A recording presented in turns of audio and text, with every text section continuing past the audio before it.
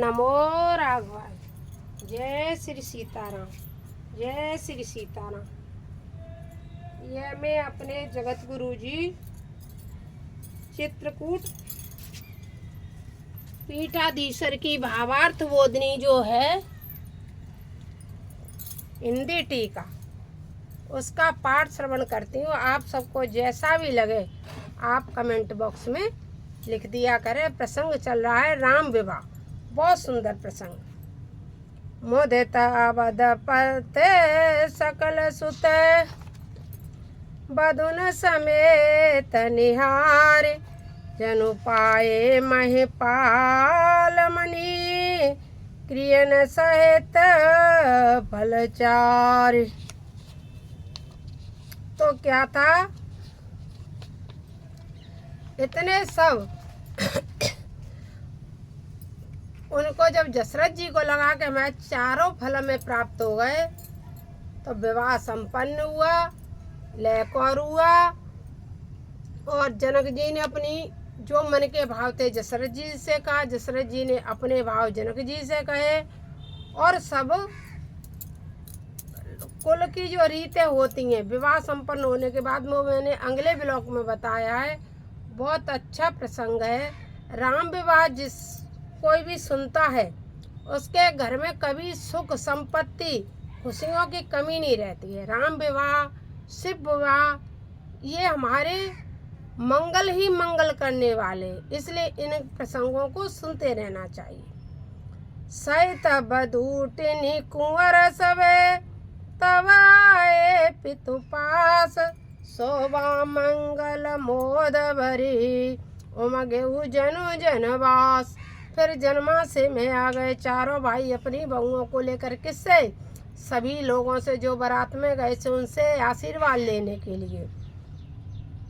पुण्य जवनार भई बहुभांति पटए जन का बुलाए बराती परत पामणे बसन अनुपा सुतन समेत गवन कियो भूपा। अब तो आसन, पावड़े कहते हैं आसन से, आसन दे दिया पूरी बारात को खाने के लिए। और आजा दशरथ जी पहुंच गए। सादर सबके पाए पकारे जता जोग पीणन बेटार दोए जन अवध पति चरना शील स्नेह जाए नहीं बरना। और जब भोजन के लिए बैठे तो क्या होता है कि हमें सोने से पहले अपने पाँव सुखा लेने, धो करके पाँव तौलिया कपड़ा किसी से पोंछ करके तब सोना चाहिए।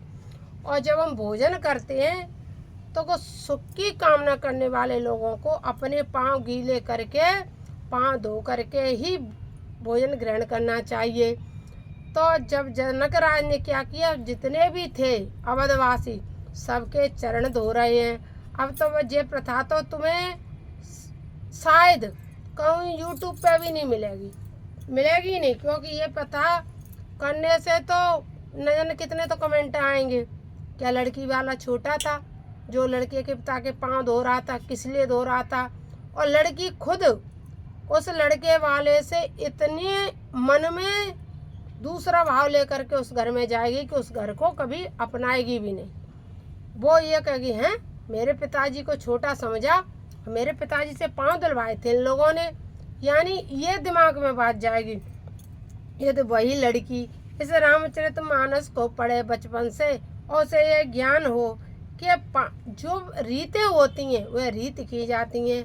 या अगले मैंने ब्लॉग में बताया है कि देने वाला बड़ा होता है, लेने वाला छोटा होता है। दशरथ जी ने स्वयं कहा है जनक राज से कि मैं छोटा हूँ, आप बड़े हो, क्योंकि आपने दान किया है। मैं तो याचक बन के अवधपुर से यहाँ आया हूँ। भाव दोनों के कितने अच्छे हैं, भाव की सब बात है।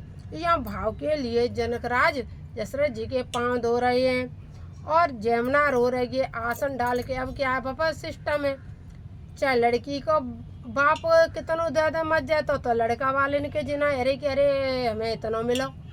और लड़की लड़का वाले के मतलब कितने आधा सत्कार करवे के लिए लड़की वाले पे टाइम नहीं है, लड़का वाले पे टाइम नहीं है। सिर्फ स्टेज भरमाला हो, दंगा, थोड़ी सी बारात, थोड़ा सा भब्बर और कछु किसी का भाग्य हो तो बहुत हंस हंस के शादी ब्याह होते हैं, विदाई हो आती। किसी के में कुछ दारू पी के लौटते हैं, कुछ बिना दारू के लौट जाते हैं, कुछ डीजे पे लौट जाते हैं, कुछ लड़बिर के लौट जाते हैं, कुछ आजकल जो साज सज्जा देख करके कुछ नए पीढ़ी के लड़के लड़कियां एक दूसरे को देख। शादी ब्याह में सिवाय खिलवाड़ के अब प्रथा तो लुप्त होती चली जा रही। तो यहाँ ये शिक्षा है, सादर सबके पाए पखारे और जथा जोग पीड़न बैठारे। रामचरितमानस की ये कितनी सुंदर चौपाई है। धोए जनक अवधपति चरना, शील सनी जाय नहीं भरना। इतनी शीलता के साथ जनक राज ने दशरथ जी के पांव धोए। अब तो कहीं देखने को भी ये नहीं है। बहोरे राम पद पंकज धोए, जे हर हृदय कमल मय गोए। तीनों भाई राम समझानी, राम समझानी, दोए चरण जनक निज पानी। तीनों भाइयों को राम के ही समान जान करके जनक राज ने, क्यों बेटियां तो भाई की दी थी जनक राज ने, लेकिन अपने पुत्र राम के ही समान जान करके तीनों भाइयों के भी चरण धोए जनक राज ने। आसन उचित सबहि नपदीन, बोली सुपकारी सबलीन। आसन उचित दिए और सबने सुपकारी लेकर के सादर काम किया। सादर लगे परन पनवारे, कनक कील मणि पान समारे। सुपोदन सुरभि सरपी, सुंदर स्वाद पुनीत। चन में सबके परस गे, चतर स्वार विनीत। एक से एक अच्छे व्यंजन थोड़ी सी देर में सबके लिए परोस दिए गए। चारे भांति वो नहीं विनीत, पंच कबल करे जय मन लागे। गारे गान सुने अते अनुरागे, पाते अनेक परे पकवाने। सुधा सरस नहीं जाए बकाने, परोसन लगे सुहार सुजाना। व्यंजन विविध नाम को जाना। अनेक व्यंजन भगवान के जो बारात थी उस सबको परोसे गए। उनके नाम भी नहीं जानते थे, अवध वासी उनके नाम भी नहीं जाते थे। तभी तो कहते हैं कि कहते हैं कि अवधपुर जाइए तो मालपुआ खाए, मरे गए सत्तू खात। अवधपुर से राम जी की चली है बारात। जब बारात जा रही थी तो अवधपुर वासी क्या बात है कर रहे थे, अरे जनकपुर में बड़े बड़े व्यंजन मिलेंगे, बहु व्यंजन मिले हैं, मर गए सत्तू खाता। मैं तो सत्तू ही खाता खाता से जिंदगी आ गई, अरे व्यंजन मिलेंगे जनकपुर। तो जो अवधपुर वासी पहले ही सोच रहे थे, अब वे तो व्यंजन इनके नाम ही नहीं जान रहे। ऐसे ऐसे व्यंजन मिले जनकपुर में। चारे भांति भोजन सुत गाई, एक एक विधि वरन न जाय। चर सरुचिर व्यंजन बहु जाति, एक एक रस अगणित जा। भांति जे मत दे मधुर धुन गारी, ले ले नाम पुरुष और ना। समय सुहावन गारी विराजा, हर्ष राव सुन सहित समाज। यह विध सबई भोजन कीना, आदर सहित आचमन लीना। अब क्या थी, जब भोजन होने लगे तो गारी गवने लगी, और गारी गवे तो और ज़्यादा गवे। पहले हम जब छोटे थे तो हमने देखा था, हमारे भाई हमसे बड़े थे तो हमने उनकी शादी में देखा कि जब भोजन करने लगती थी बारात तो बड़ी गाली देते थे। तो हम छोटे थे तो हम जानते नहीं थे, बारात में जाते तो हम हमसे पूछ लेते थे क्या तुम्हारे जिनको बिनको का नाम है, तो हम सबके बता देते। फिर वे ऐसे नाम ले ले के भर भर के गाली देती कि फिर लोग हंसते और व्यंजन पाते भाई जिनको यहाँ हो रहा है। अब तो गाली बंद है गई, कब बारात भोजन कर गई, सब प्रथा बंद हो रही है, बंद सब। और जाने आगे के समय में हमने अपने समय में कितना कुछ बदलते हुए देख लिया, और जाने कितना बदलेगा। हम जैसे हजारों में कर करके चले जाएंगे, कितने कथावाचक कथा कहते हैं। हालांकि आजकल ये भी हो गया है राम जन्म संक्षेप में, और ये संक्षेप में उधर बस केवट प्रसंग बढ़ा देंगे, कुछ रह गए हैं हमारे यहाँ कथावाचक जो एक एक ही प्रसंग पे 8-8 दिन बोलते हैं, उसका एकदम समझा देते हैं। वरना तो अपनी दुकान सबको चलानी है, इसलिए रामचरितमानस स्वयं पढ़ने की आदत डालो। किसी के भरोसे मत रहो कि हमें क्या प्रसंग सुनने को। राम कथा तो सुनो, रामचरित सुनवे को रसिया, राम लखन सीता मन बसिया। हनुमान जी में बार बार कहते हैं, हनुमान जी सदा कथा को सुनते हैं। पर रस है कीर्तन का, राम कथा का रस है। लेकिन ज्ञान चाहते हो, एक एक रामचरितमानस की चौपाई को सुनना चाहते हो तो पूरी रामचरितमानस को सुनो, घर पे लेके आओ, उसको पढ़ो। 100 रुपए की, 50 रुपए की, 150 रुपए की, 500 रुपए की, सब तरह की रामचरितमानस आती है। पाठ वाली आती है, इतना छोटा साइज रहता है, इतनी बड़ी रहती है, वो 50 रुपए की आती। 150 रुपए की इतनी बड़ी आ जाती है, अच्छे मोटे पेज में आ जाती है। जैसे ये गुरु जी की है, तो मैं हमारी तो बहुत समय पहले हमने ली हुई है, इतनी मोटी ऐसी ले गई 500-700 रुपए। इससे अरे ये 500-700 रुपए तो आप एक दिन में किसी होटल में एक बार खाना खाते उसमें खर्चा कर देते हो। ये तो जीवन तुम्हारा सुधारने वाली है, तो क्यों ना लेके आए।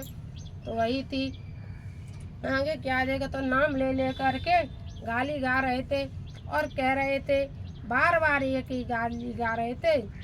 तो आदर सहित आचमन लेना, ले ले नाम पुरुष और नारी, पुरुष और महिलाओं सब नाम ले ले करके। और राजन हंस रहे थे, राजा हंस रहे थे।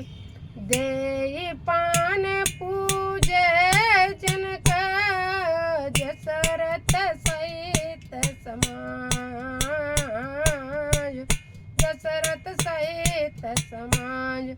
जनवा सही गवन मुदित, सकल भूप सिर ताज। नित नूतन मंगल पुर माई, निमिष सरस दिन जामिन जाई। बड़े बोर भूपति मन जागे, जाचक गुण गन गावन लागे। देखि कुंवर वर बदन समेता, किम कहे जात मोद मन जेता। प्रात क्रिया करके गुरु पाई, माँ प्रबोध प्रेम मन माई। और सुबह होते ही जो ढोल धमाके वाले बजाने लगे, गाने लगे, और सब राजा से फिर याचना करने लगे लेने की। और राजा भी दशरथ खड़े हो गए और प्रात क्रिया से निवृत्त होकर के बड़े प्रेम मन से प्रफुल्लित हो रहे थे। कर प्रणाम पूजा कर जोरी, बोले गिरा अमी जन बोरी। तुम्हारी कृपा सुनो मोने राज, कहो आज में पूरन काज। अब सब वे प्रभु लाए गोसाई, देव देनु सब भांति बनाए। सुन गुरु कर मई पाल बढ़ाई, सुन पटाए मुन वृंद बुलाई। काम देव और देवर से वाल्मीक जावाल आए। मुन वरण कर तब कौशिकादि तपसाल, लखन श्री रामचंद्र शंकर हरिओ। दंड प्रणाम सबई नपकीन, पूज प्रेम वरासन दीने। 4 लक्ष वर धेनु मगाई, काम सुर विषम शील सुहाई। नव विध सकल अलंकृत कीनी मुदित महिप मय देवन दीनी करत विनय बहु विधि नर नाऊ लयऊ आजु जग जीवन लाऊ पाए शीस मई सनंदा लिए बोले पुनि जाचक बंदा कनक बसन मणि है गए सुंदन दिए बूझे रुचि रवे कोलनंदन। क्या था कि फिर दशरथ जी को 4 लक्ष गाय दान में दे दी। यहाँ सबसे हमारे जो सनातन धर्म है, हमारा भारत देश है, यहाँ सबसे ज़्यादा गौदान का महत्व है। बार बार गौदान हो रहा था, बार बार गाय दी जा रही थी, तो हमें गौदान करते रहे। धीरे धीरे हमारे यहाँ जब ये गौदान की प्रथा बंद हो गई ना, तो भारत देश में गाय भी दिखना कम हो गई, और जो दिख रही है उसका भी कोई सेवा नहीं कर रहा है, कूड़े के ढेर पे घूम रही है, उसका ये हाल है। अब बहुत से लोग मैंने देखे दूध दो लेंगे और गाय के बछड़े को अंदर बांध लेंगे और गाय को ढील लेंगे। ये बहुत गलत कार्य करते हैं। गाय अपनी रोडों पर फिर रही है, मारी मारी दूध हमने दो लिया, बछड़ा अंदर कर लिया, क्योंकि माँ बेटे का स्नेह होता है, गाय विशेष प्रेम करती, इसलिए वो आएगी।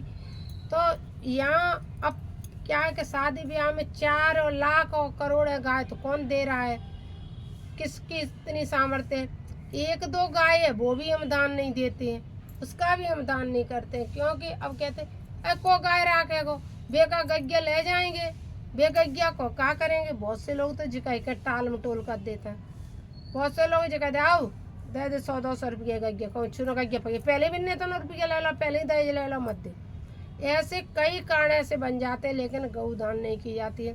लेकिन हम तो एक समर्थन करेंगे कि जो गाय का भार है, गौदान जहाँ लिखा हुआ है तो गौदान अवश्य करना चाहिए। विवाह में भागवत कर रहे हो तो भागवत में इन जगहों पे तो आप गौदान करते रहना चाहिए। भागवत करते हो तो भागवत के टाइम पे, और विवाह कर रहे हो बेटी का उस टाइम पे गौदान अवश्य करना चाहिए। जनक राज कितनी बार कर रहे हैं, प्रतिदिन गाय का दान दे रहे हैं। यह हमें ये शिक्षा मिली। चले पड़त गावत गुण गाता, जय जय जय दिन दिन कर कुल नाता। ये विधि राम विवाह चाऊ, सकल बरनि से समुख जाऊ। बार बार कौशिक चरण शीस नाय कहराव, ये सब सुख मुनि राज तब कृपा कटाक्ष प्रभाव प्रसाव। जनक स्नेहशील कर तूती, नप सब बात सराही विभूति। दिन उठ विदावत पति मांगा, राख जनक सहित अनुरागा। नित नूतन आदर अधिकाई, दिन प्रति शेष बात पाहुना।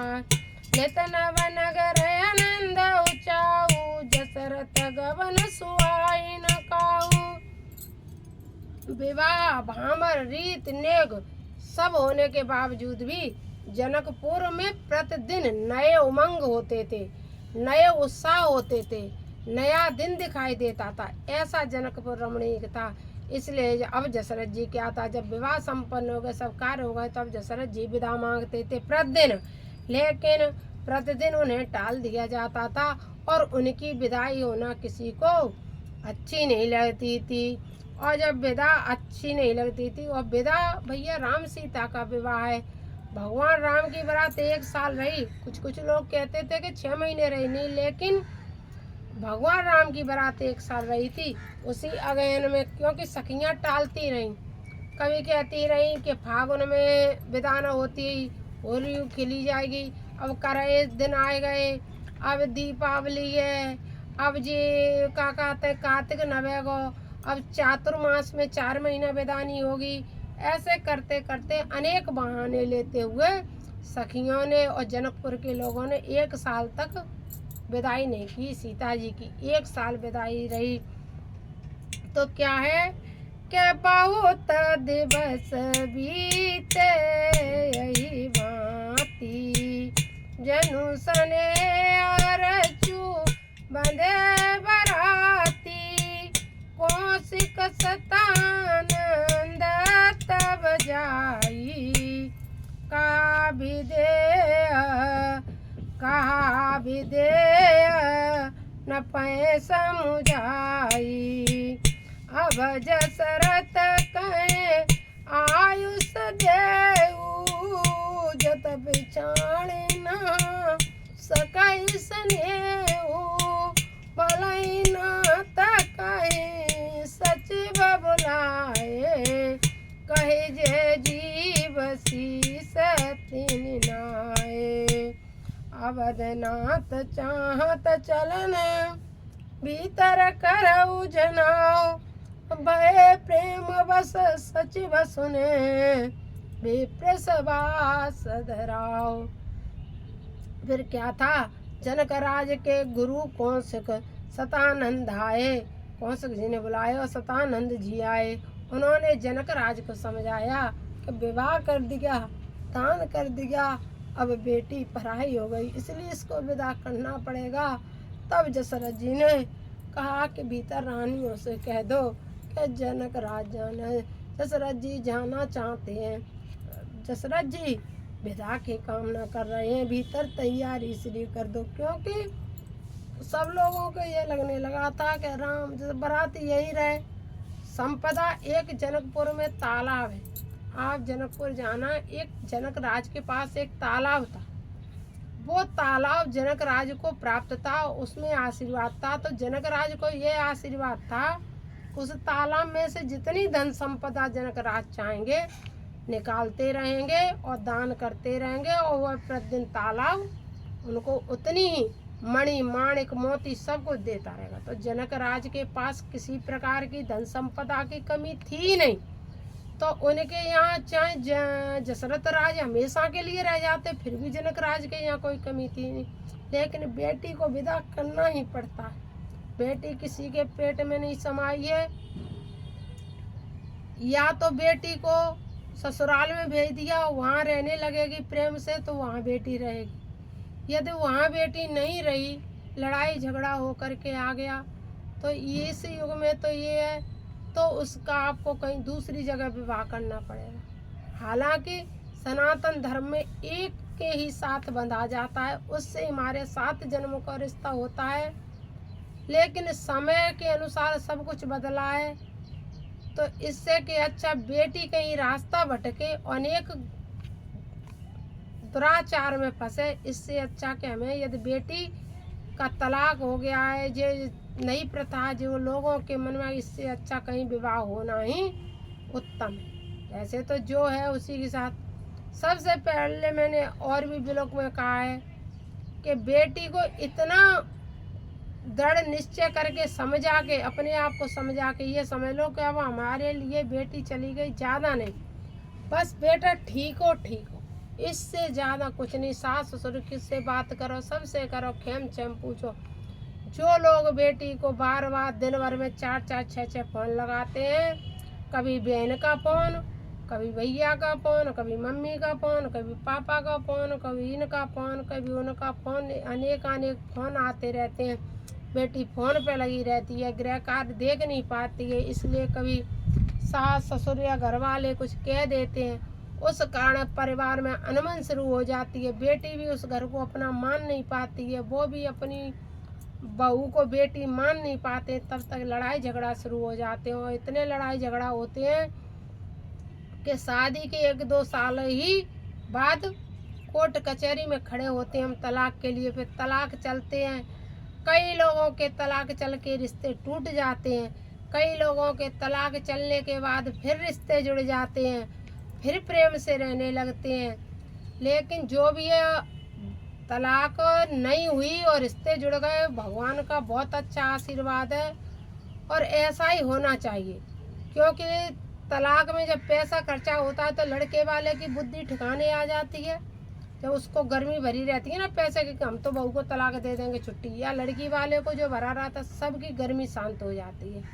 तो जुड़ गया रिश्ता ठीक है, क्योंकि वो समाज की तरह रहना ही नहीं चाहते। अगर नहीं रिश्ता जुड़ता है और वो कहीं तलाक हो जाता है तो बेटी का विवाह दूसरी जगह ही करना उत्तम रहता है। लेकिन बेटी को कोई अपने घर में बिठा के नहीं रख सकता है। यही यहाँ कौशिक जी कह रहे हैं कि अब सीता जी का विवाह हो गया, इसलिए सीता जी को विदा करना पड़ेगा। और तुम भीतर कह दो, तो जनक राज ने भीतर कह दिया। हम आगे के ब्लॉक में सीता जी का विदाई करेंगे, क्योंकि विदाई प्रसंग भी सीता जी का थोड़ा बड़ा है। यहाँ हमने आप सबसे हाथ जोड़ के करबद्ध प्रार्थना की, अगले भी ब्लॉक में की, फिर भी की। अपने बेटा बेटियों का विवाह करो, बहू को बेटी मान लो, और जो आई है पराए घर से उससे भेदभाव मत करो, कि आपको भी फिर सब दिमाग सही हो जाएंगे और बेटी के भी हो जाएंगे। लेकिन जो तुम कीचड़ अपने ऊपर उछाल लोगे लड़की वाले, फिर क्या होता है, मैंने देखा है कि जिन लोगों के तलाक चल रहे हैं, कई लोग घरों में मैंने देखा है जिनके बेटा बेटियों के संबंध टूट रहे हैं, बहू बेटा के या किसी की बेटी दामाद के रिश्ते टूट रहे हैं, तो बेटी वाले इतने धोते हैं, लड़के वालों को इतने धोते हैं कि जितनी भी कालिक पहुंच सकते हो सब कालिक पहुंच ही जाती है। और उधर लड़के वाले लड़की वाले को धोते हैं, और ऐसी ऐसी गालियां बकी जाती हैं कि कोई कमजोर दिल वाले को तो अटैक ही पड़ जाए, कमजोर दिल वाले को तो अटैक ही पड़ जाए। ये तलाक शब्द एक ऐसा है, इसके सुनने मात्र से ही आदमी का जीवन समाप्त होता है। क्यों ये शब्द आया हमारे समाज में, कब कैसे क्यों आ गया, इसका हम कुछ कह नहीं सकते, कुछ नहीं कह सकते। एक हमारे रिलेशन वाले थे, उनका क्या था कि मैंने सुना किसी ने आकर के कहा कि तलाक के कागज आ गए। मुझे बड़ा अजीब लगा कि कहाँ सनातन, क्योंकि मैं रामचरितमानस पढ़ती हूँ, इसलिए मुझे यही सारे दिन, मुझे कोई जीवन में परेशानी नहीं, सारे दिन मैं यही बात सोचती रही कि क्या हो गया समाज को। बताओ, अब ब्राह्मण ठाकुर बनिए इन सब लोगों में भी तलाक होने लगा। ये शब्द तो हमारे थे ही नहीं, ये क्यों हो गए। यानी मैं सोचते सोचते सोचते सोचते मैं शाम को मुझ पर अटैक पड़ा, मैं एडमिट हुई, मैं हॉस्पिटल में 5 दिन रही एडमिट। तब जा कर के परमात्मा की कृपा थी जो मैं ठीक भी हुई, और आप सबके समक्ष रामचरितमानस भी पढ़ रही हूँ। लेकिन वो रिश्ता 10 साल केस भी चला, और 10 साल चलने के बाद पुनर्मिलन हुआ उन लड़के लड़कियों का, और बढ़िया घर परिवार भी बसा। राघव जी ने अत्यंत कृपा की, घर परिवार बसा, अच्छा खासा जीवन हो गया। जैसे गृहस्थी चलती वैसे फिर चलने लगी। लेकिन जो समाज में उनने अपने जीवन में कालिक पोत ली, वो दोनों पति पत्नी अपने अंत समय तक उस कालिक को धो नहीं सकते। चाहे वो लड़का कितना भी अच्छा बन के उस लड़की के साथ व्यवहार करे, या वो लड़की उस अपने पति के साथ कितना भी अच्छा व्यवहार करे, चाहे वो सास ससुर उस बहू को बेटी मानने लगे, या बेटी की माँ पर उस दामाद को अपना बेटा मानने लगे, कुछ भी हो, जो जितनी गालियाँ बकी, और जो एक लोग नहीं 50 लोगों के सामने बकी गई, क्या उनसे आप छुटकारा पा सकते हो? नहीं पा सकते। ऐसे ही और एक थी, जो पति पत्नी जा रहे थे, ट्रेन में मिले, ट्रेन में फिर उनका तलाक हो गया था, वे अलग हो गए थे उनके सब रिश्ते, लेकिन ट्रेन में मिले, वो भी जानने वाले थे। फिर उनसे मिलन हुआ, फिर उन्होंने कहा चलो ठीक है। उनकी नौकरी एक इत्तेफाक से एक साथ लग गई, नौकरी लगने के साथ वे मिल गए। फिर ऐसे नौकरी करते करते करते उन्हें किसी ने नहीं मिलाया। तलाक होने के बाद, बिल्कुल घर रहने के बाद, अब वो इकट्ठे रह रहे हैं। अरे ये सब कार्य करने ही थे तो पहले क्यों इतना किया, क्यों अपनी बेइज्जती कराई, क्यों समाज में इतना अनादर किया?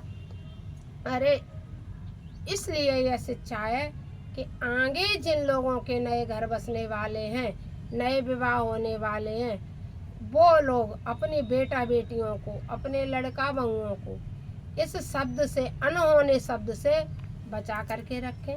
जिससे कि जो हमारे समाज में गंदगी आ गई है इससे हम और आप दूर रहें। और सीता की विदाई हम अगले ब्लॉग में करेंगे। हमारे शब्दों यदि आपको बुरे लगे हों वो भी कमेंट बॉक्स में लिख देना, अच्छे लगे हों वो भी लिख देना। थोड़ा हिंदी में लिखोगे तो हम समझ जाते हैं, इंग्लिश में चाहे हमको गाली दे के चले जाओ, मैं कम समझ पाती हूँ क्योंकि इंग्लिश में जानती नहीं हूँ। मैं सिर्फ हिंदी संस्कृत जानती हूँ, अपने आप को सनातनी मानती हूँ, रामचरितमानस के अनुसार जीना जानती हूँ, इसके अनुसार चाहे बहू है बेटी समझती हूँ। सास को कभी तू करके बोलना मैं पसंद नहीं करती हूँ। बहू हमेशा बेटी की नज़रों से देखना पसंद करती हूँ। जो भी हूँ जैसी भी हूँ, आप मेरे सब परिवार हैं। यूट्यूब फैमिली है मेरी, यूट्यूब फैमिली सब कुछ समझती है और जो कुछ भी है कमेंट बॉक्स में लिखती आ करो। नमो राघवाय, जय श्री सीताराम।